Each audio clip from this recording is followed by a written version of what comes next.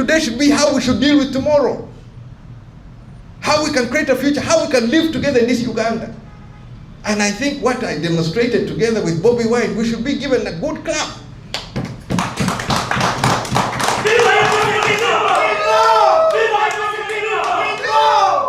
We should be able to live in Uganda even if we have different political ideologies. But I've seen many comments in different areas, social media and the like. So I think it's important that I also pronounce myself on this. If you want to get stuck on one item, it is your choice.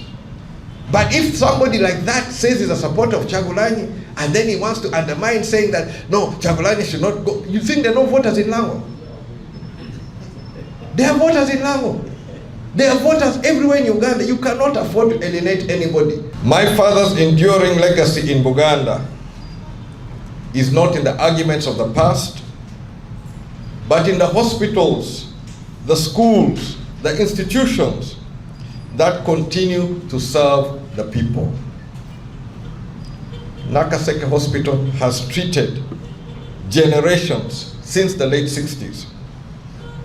The same can be said of Kiboga, Kayunga, Kawolo, and Gomba hospitals, all born from the same national vision.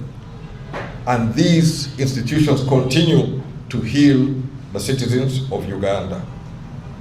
In education too, the expansion that began under the Uganda People's Congress opened doors for millions of Ugandans to learn, to work, and to build a future.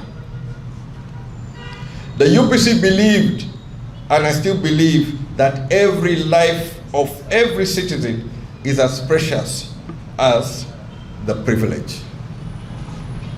Our duty is to those whose names we may never know, who have no one to advocate for them, but who as citizens of Uganda deserve a decent standard of living in dignity and with opportunities. That to me is the true meaning of nationhood. Not the quarrels of yesterday, but in the quiet daily work of making life better for every citizen of Uganda.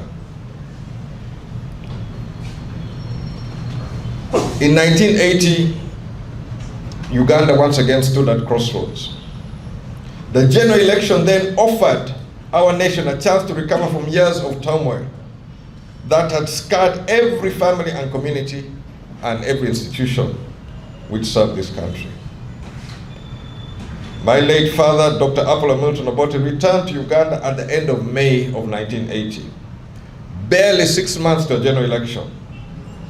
If you translate that to today's timetable, that is like entering the country at the end of June and being ready to prepare for election in January.